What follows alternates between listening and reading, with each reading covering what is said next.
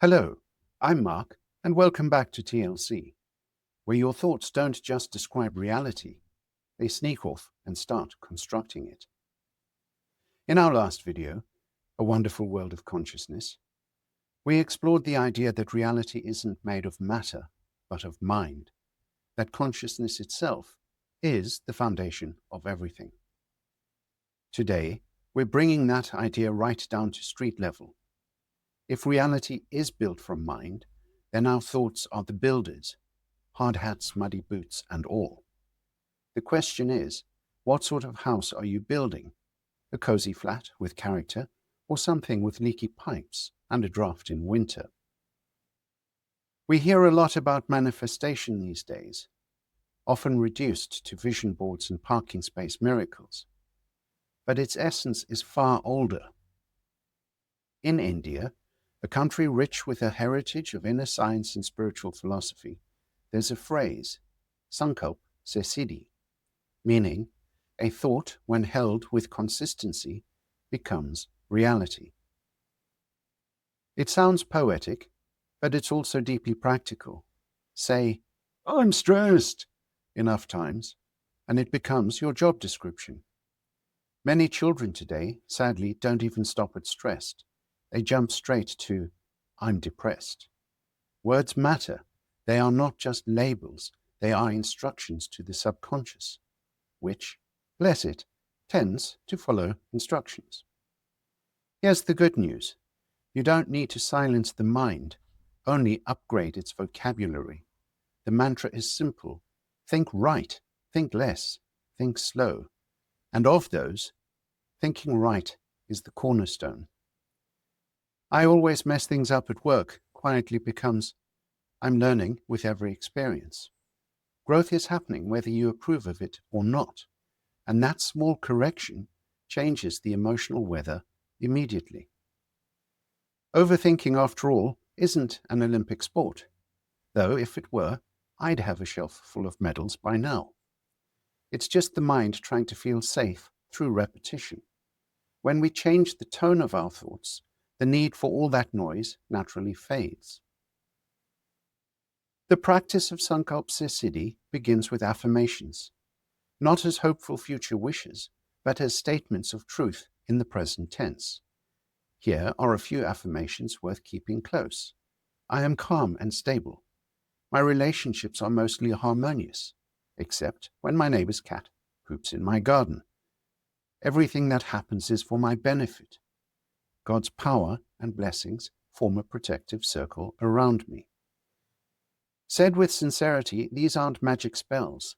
They're tuning the inner instrument back to strength instead of scarcity. We often imagine life does stressful things to us. The emails, the deadlines, the people who reply to a simple message with, "Can we jump on a quick call?"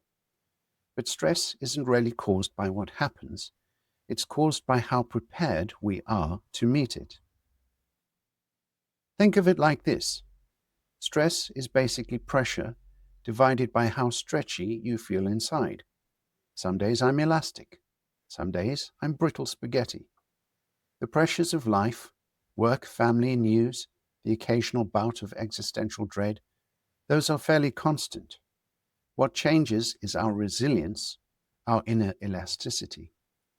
When resilience rises, stress naturally falls, even when life doesn't calm down to match. So the question isn't, how can I reduce pressure? It's how can I strengthen the part of me that meets it? And the answer circles right back to thought. Every time you choose a calmer interpretation, "This is challenging, but I can handle it," instead of, "This is unbearable," you're lifting the weight differently. You are training your mental muscles. Earlier generations with far fewer comforts often carried more calm, perhaps because they didn't expect life to be easy. They built steadiness through repetition of right thought, faith, and connection. We can do the same. So, here's your homework for this week. In the morning, before you touch your phone, affirm, "I am a powerful soul. I am always happy. My relationships are perfect, or at least trending in the right direction.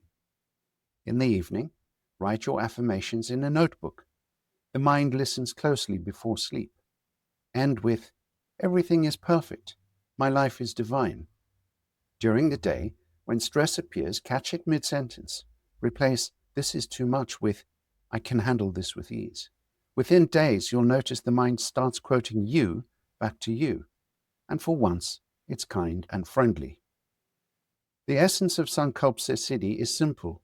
Thoughts aren't passengers in your life. They're the drivers. And half the time, they don't even have a driving license. So this week, speak as if peace were already your native tongue, because it is. The more your thoughts align with truth, the more your outer world rearranges to match. Today's video is supported by Time to Let Go, who offer a heartfelt space for anyone grieving the loss of an animal companion. They are not just pets, they are part of our soul's journey. Time to Let Go offer memorials that honor the love you shared, a reminder that love never ends, it simply changes form. You'll find the link to their beautiful offerings below. Thank you for watching. Remember, everything we share at TLC aims to be helpful, hopeful, or healing. And my heartfelt desire is that it meets you exactly where you are on your journey. Keep your candle burning bright, and let's light the way together. One clear thought, one kind word at a time, shaping a world that reflects peace with TLC.